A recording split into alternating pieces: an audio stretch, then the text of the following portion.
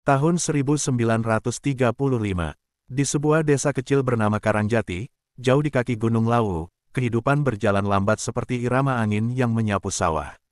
Pagi hari diwarnai kokok ayam, sore hari diselimuti kabut tipis, dan malam hanya diterangi lampu sentir yang berkelip-kelip. Desa itu dikelilingi hutan lebat yang dianggap keramat.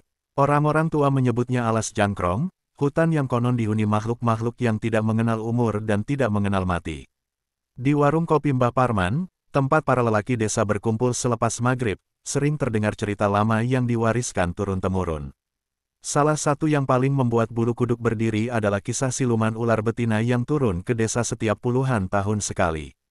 Ia digambarkan sebagai perempuan muda berparas jelita, kulitnya pucat seperti bulan purnama, rambutnya hitam panjang sampai menyapu tanah, dan matanya kuning keemasan bila terkena cahaya lampu. Kalau bulan purnama jatuh di malam Jumat Kliwon, jangan keluar rumah le. Apalagi kalau kau pemuda yang belum kawin, begitu suara berat Mbah Parman yang selalu memulai cerita. Siluman itu mencari perjaka, untuk dijadikan pengantin. Katanya, kalau ia berhasil mendapatkannya, ia akan awet muda dan bertambah cantik. Tapi sang lelaki, akan habis kemudaannya, kering seperti daun musim kemarau. Beberapa lelaki muda menertawakan kisah itu. Namun orang-orang tua tidak pernah menganggapnya main-main. Ada cerita tentang Sastro, pemuda dari desa tetangga, yang hilang seminggu setelah menikahi perempuan asing yang tiba-tiba muncul di desanya. 3 hari kemudian, jasadnya ditemukan di tepi hutan, kulitnya keriput, matanya kosong, dan tubuhnya kaku seperti mayat yang sudah lama mati. Di Karangjati, mitos itu sudah seperti bagian dari udara malam. Para ibu melarang anak gadisnya keluar selepas Isya, sementara para ayah menutup rapat pintu rumah sebelum tengah malam. Setiap kali bulan purnama muncul, orang-orang akan memasang sesaji di depan rumah, bunga kantil putih, sebatang rokok kretek, dan segelas air kelapa muda. Konon itu untuk menenangkan para penunggu hutan agar tidak mengganggu. Di antara para penutur kisah, ada satu orang yang suaranya paling ditakuti, Mbah Jarwo, kakek kurus dengan mata tajam yang selalu membawa tongkat bambu. Ia pernah tinggal di hutan selama bertahun-tahun dan mengaku pernah melihat wujud asli siluman itu. Katanya, di balik wajah cantiknya, tubuh perempuan itu menyembunyikan sisik keperakan dari leher sampai pinggang. Di punggungnya ada tonjolan tulang seperti sirip, dan lidahnya bercabang seperti ular sanca. Aku pernah dengar ia merayap di atap rumah, bisik Mbah Jarwo di suatu malam, suaranya serak seperti gesekan batu. Suara gesekan sisiknya terdengar jelas di genting. Bau tanah basah bercampur anyir memenuhi udara. Dan ketika aku mengintip lewat celah, matanya menatap langsung ke arahku. Kuning, menyala, seperti lampu Petromax. Kisah itu berulang-ulang diceritakan, terutama saat angin malam bertiup kencang. Para pemuda biasanya menganggapnya hanya cara orang tua menakut-nakuti agar mereka tidak keluyuran. Namun, di bulan purnama bulan ini, hawa desa terasa berbeda. Ayam-ayam mulai berkokok lebih awal, anjing-anjing menggonggong tanpa sebab, dan kabut turun lebih cepat dari biasanya. Di balai desa, Pak Lurah terlihat gelisah. Ia memanggil beberapa kepala keluarga untuk berjaga. Ada yang berkata bahwa beberapa malam terakhir, terlihat sosok perempuan berjalan sendirian di jalan setapak menuju hutan, membawa lampu sentir. Wajahnya tidak jelas terlihat, tetapi rambutnya terurai panjang, bergoyang mengikuti langkah kakinya. Malam itu, di rumah-rumah penduduk, cerita lama kembali bergema. Anak-anak dipaksa tidur lebih awal, para lelaki duduk di depan rumah sambil memegang parang atau bambu runcing, sementara para perempuan membacakan doa-doa. Di kejauhan, suara gamelan samar terdengar dari arah hutan, padahal tidak ada pesta atau hajatan di desa. Dan di tengah suasana itu, di pojok warung Mbah Parman, Mbah Jarwo hanya tersenyum tipis, menatap bulan purnama yang menggantung besar di langit. Waktunya sudah dekat, katanya pelan, nyaris seperti gumaman. Dia akan datang lagi. Pagi berikutnya, pasar Karangjati ramai seperti biasa. Bau tanah basah bercampur aroma sayur mayur dan ikan asin memenuhi udara. Para pedagang berteriak menawarkan dagangan, ibu-ibu menawar harga, dan suara gerobak sapi berderit di jalan tanah. Namun di tengah hiruk-pikuk itu, suasana mendadak berubah ketika seorang perempuan asing muncul di pintu gerbang pasar. Ia berjalan perlahan, langkahnya ringan namun mantap, seperti tidak menapak tanah. Baju kebayanya sederhana tapi bersih, warna biru gelap yang membungkus tubuhnya rapat. Rambutnya hitam legam, tergerai sampai hampir menyentuh pinggang, dengan kilau seperti licin terkena minyak kelapa.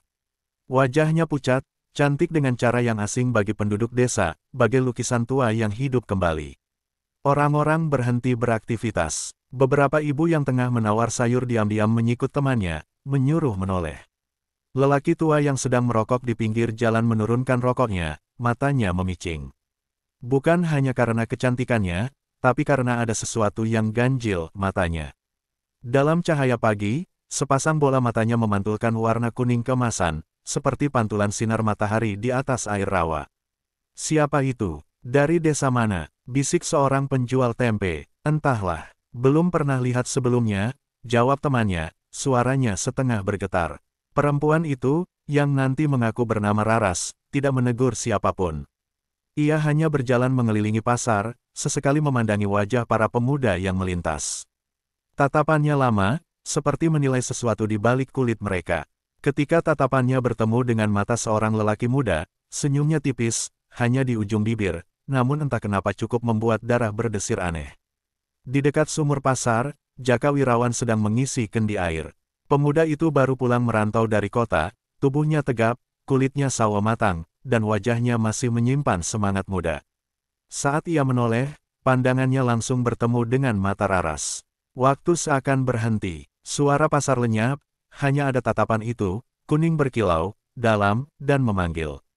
Raras tersenyum, lebih lebar kali ini. "Air sumur di sini, dingin sekali," ya, ucapnya pelan, suaranya halus tapi ada gema aneh di dalamnya, seperti suara yang datang dari dalam gua. Jaka, yang biasanya pandai bicara, hanya mengangguk kikuk. Mbah Jarwo, yang kebetulan berdiri tak jauh dari sana, mengamati dari balik kerumunan. Matanya menyipit, wajahnya mengeras. Ia melihat kilatan aneh di bawah telinga Raras, seperti sisik tipis berwarna perak yang segera menghilang saat kepala perempuan itu sedikit menunduk. Raras kemudian meninggalkan pasar, langkahnya tetap ringan dan tenang. Namun tak ada yang benar-benar melihat ke arah mana ia pergi. Hanya bau tanah basah yang tertinggal di udara, samar bercampur aroma bunga kantil layu. Mbah Jarwo berjalan cepat ke arah Jaka. Jangan dekat-dekat perempuan itu," katanya tegas. Jaka mengerutkan dahi. "Kenapa, Mbah? Dia bukan orang sembarangan, bukan manusia biasa," potong Mbah Jarwo, suaranya menurun jadi bisikan. "Kau tak tahu, tapi aku sudah lihat matanya, dan itu bukan mata manusia." Jaka tertawa kecil, mencoba menganggapnya gurauan. Tapi di dalam hatinya, entah kenapa, bayangan senyum Raras tak mau hilang. Malam itu, bahkan saat ia memejamkan mata, ia masih bisa merasakan tatapan itu, hangat, memanggil, dan berbahaya. Sejak pertemuan di pasar itu, nama Raras mulai menjadi bisik-bisik di seluruh Karangjati. Tak ada yang tahu pasti dari mana asalnya. Sebagian mengatakan ia anak pedagang kaya dari Solo yang ingin tinggal di desa untuk menenangkan diri. Sebagian lagi percaya ia janda pejabat Belanda yang tak betah hidup di kota. Namun ada pula yang membisikkan hal lain, bahwa ia bukan manusia, melainkan salah satu penunggu alas jangkrong yang turun ke desa. Rumah yang ia tempati berada di pinggir desa, tak jauh dari batas hutan. Rumah itu sebelumnya kosong bertahun-tahun karena pemiliknya meninggal mendadak, dan kabarnya, pernah terdengar suara gamelan dari dalam di tengah malam buta. Kini rumah itu terlihat lebih hidup, lampu minyak sering menyala sampai larut, tirai jendela selalu tertutup rapat, dan bau harum bunga kantil samar-samar tercium setiap orang lewat. Bagi para pemuda, keberadaan Raras seperti misteri manis yang menggoda. Namun ia jarang keluar rumah, dan kalaupun keluar, hanya untuk pergi ke sumur atau ke pasar pada pagi hari. Jaka Wirawan, yang biasanya cuek pada gadis desa, entah kenapa selalu merasa ingin bertemu dengannya. Kadang ia sengaja mengambil jalan memutar melewati rumah Raras, berharap melihat sosoknya di teras. Suatu sore, kesempatan itu datang. Jaka sedang memikul kayu bakar pulang dari sawah ketika melihat Raras duduk di kursi rotan di teras, mengenakan kebaya putih dan kain batik sogan. Rambutnya disanggul longgar, beberapa helai jatuh di pipi. Di pangkuannya ada selendang sutra, dan tangannya yang pucat sibuk merapikan ujung kain itu. "Panas sekali sore ini, ya, Raras," sapa Jaka, mencoba terdengar santai. Raras menoleh perlahan, bibirnya melengkung dalam senyum tipis. "Panas, menurutku udara hari ini justru sejuk." Suaranya lembut, Tetapi ada getaran halus yang membuat Jaka merasa seolah suaranya langsung merambat ke tulang. Mereka berbincang singkat tentang sawah, pasar, dan hujan yang belum turun. Tapi setiap kali Jaka menatap matanya, waktu seperti melambat. Ada sesuatu yang memerangkap pikirannya, membuat ia ingin terus berada di sana. Hari-hari berikutnya, pertemuan itu berulang. Kadang di sumur, kadang di jalan setapak menuju sawah. Raras selalu menyapanya, dan setiap kali, ada tatapan yang menusuk ke dalam, membuat Jaka merasa menjadi satu-satunya orang di dunia yang ia lihat. Mbah Jarwo, yang kerap mengawasi dari jauh, mulai gelisah. Ia melihat tanda-tanda yang tidak pernah salah. Seekor ular hitam kerap terlihat melintas di dekat kaki Jaka setiap ia bertemu Raras. Udara di sekitar mereka selalu lebih dingin dari tempat lain. Burung-burung di pohon terdiam setiap Raras lewat. Suatu malam, Mbah Jarwo mendatangi rumah Jaka. Dengarkan aku baik-baik. Perempuan itu bukan jodohmu. Ia membawa ajal. Kau harus menjauh. Jaka hanya tertawa kecil. Mbah, aku sudah dewasa. Aku tahu apa yang kulakukan.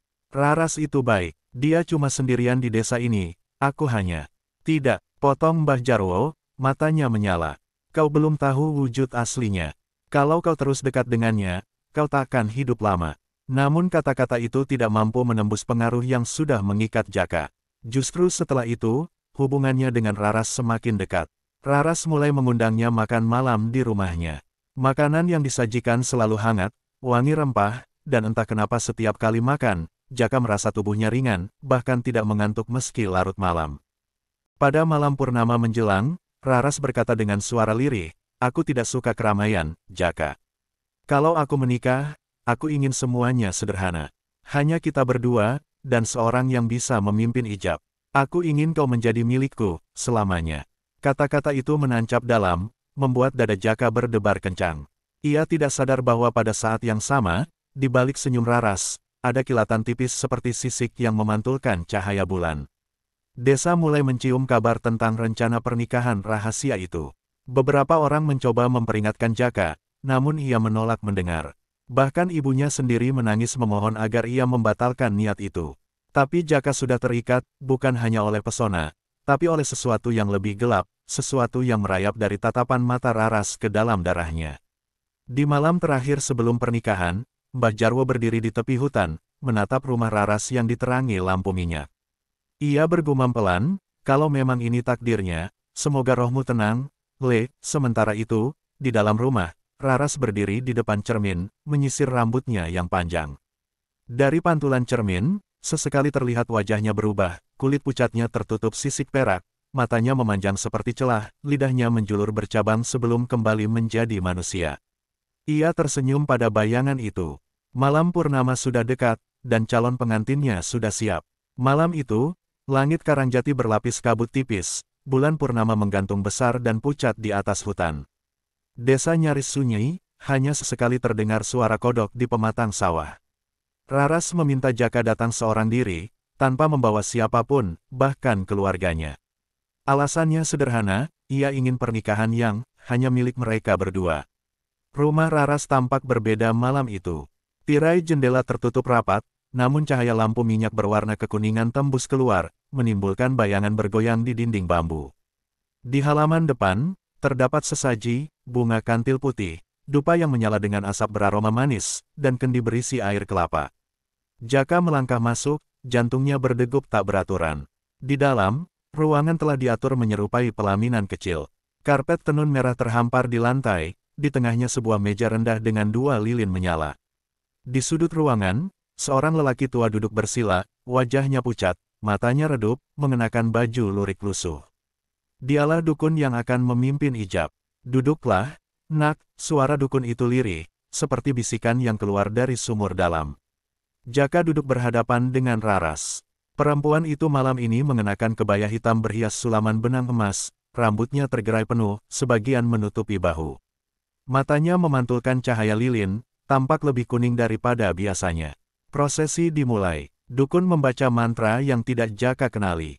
Bukan bahasa Jawa yang biasa ia dengar, melainkan bunyi-bunyian aneh, serupa desis bercampur kidung.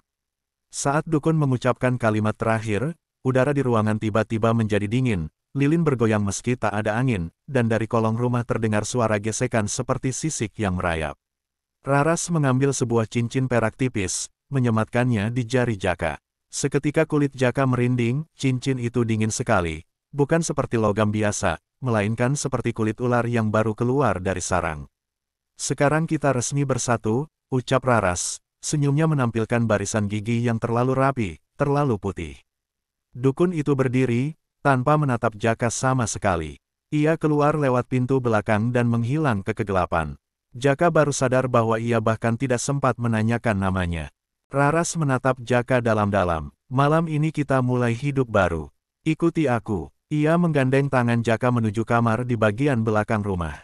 Langkah mereka diiringi suara lantai kayu yang berderit, namun Jaka juga mendengar bunyi lain, seperti tarikan napas panjang yang berat, entah dari mana. Pintu kamar terbuka. Ruangan itu hanya diterangi lampu minyak di sudut, cahayanya temaram. Di dinding tergantung kain hitam polos, dan di lantai terbentang tikar pandan yang wangi. Bau dupa bercampur aroma tanah basah memenuhi udara, membuat kepala Jaka sedikit berputar. Raras menutup pintu perlahan, lalu menatap Jaka sambil tersenyum. Mulai malam ini, kamu milikku, selamanya. Di luar, bulan purnama memancar tepat di atas atap rumah, dan dari hutan, suara gamelan samar terdengar, seolah menyambut sebuah perjamuan yang tak dihadiri manusia. Lampu minyak di sudut kamar bergoyang pelan, cahayanya menari di dinding bambu, memantulkan bayangan Raras yang terlihat lebih tinggi, lebih ramping, dan anehnya, ujung rambutnya seperti bergerak sendiri, melayang-layang di udara. Jaka duduk di tikar pandan, jantungnya berdebar. Raras berjalan mendekat perlahan, kain kebayanya berdesir tanpa suara. Mata kuningnya menatap lurus, seolah menembus kulit Jaka dan melihat isi darahnya. Senyum di bibirnya tipis, namun tatapannya haus, seperti pemangsa yang sudah lama menunggu mangsa jatuh ke perangkap. Jangan takut, bisiknya, suaranya seperti hembusan angin di dalam gua. Malam ini akan menjadi malam terindah dalam hidupmu. Jaka tidak menjawab. Ada rasa ragu yang tiba-tiba merayap, tapi bersamaan dengan itu, tubuhnya terasa hangat, lalu panas, lalu ringan, seolah sebagian tenaganya ditarik keluar tanpa ia sadari. Raras duduk di hadapannya, jemarinya yang pucat menyentuh wajah Jaka. Sentuhan itu dingin, tapi membuat tubuh Jaka bergetar. Ia mencium aroma bunga kantil bercampur bau tanah basah, aroma yang membuat kepalanya berat, pikirannya melayang-layang. Dalam temaram lampu, Raras mulai berubah. Kulitnya yang halus perlahan ditutupi sisik tipis berkilau perak, matanya memanjang dengan celah vertikal seperti mata reptil, dan bibirnya yang tersenyum kini memperlihatkan gigi-gigi runcing halus. Dari sudut mulutnya, lidah bercabang menjulur sebentar, lalu masuk kembali. Jaka ingin mundur, tapi tubuhnya tak mau bergerak. Raras mendekat, wajahnya hanya sejengkal dari wajah Jaka. Bibirnya menyentuh leher Jaka, dan saat itu pula, rasa dingin menggigit kulitnya, diikuti tarikan kuat seperti ada sesuatu yang disedot langsung dari darah. Nafas Jaka memburu, matanya berkunang-kunang. Dalam pandangan yang mulai kabur, ia melihat bayangan tubuh Raras semakin muda, semakin segar, sementara tangannya sendiri mulai keriput. Kulitnya mengendur, rambutnya memutih, dan sendi-sendinya terasa kaku. Berikan padaku semua kemudahanmu, semua, bisik Raras di telinganya, suaranya kini terdengar seperti desis ular raksasa. Jaka mencoba berteriak, tapi suaranya hanya keluar sebagai erangan lemah. Tubuhnya semakin lemas, punggungnya melengkung, dan pandangannya semakin gelap. Dalam detik terakhir sebelum segalanya menjadi hitam, ia melihat mata Raras yang kini berkilau emas terang, dan senyum puas yang perlahan menutup malam itu. Pagi harinya, warga menemukan pintu rumah Raras terbuka. Raras sudah tidak ada. Di dalam kamar, Jaka terbaring di tikar pandan, bukan lagi pemuda gagah, melainkan lelaki renta dengan kulit keriput, rambut putih, dan mata kosong menatap langit-langit. Ia sudah tak bernyawa. Di sudut kamar, lantai kayu basah oleh lendir licin, dan di dekat pintu, ada jejak sisik besar menuju luar rumah, menuju hutan. Beberapa minggu setelah kematian Jaka, Desa Karangjati masih diselimuti kesunyian yang tidak biasa.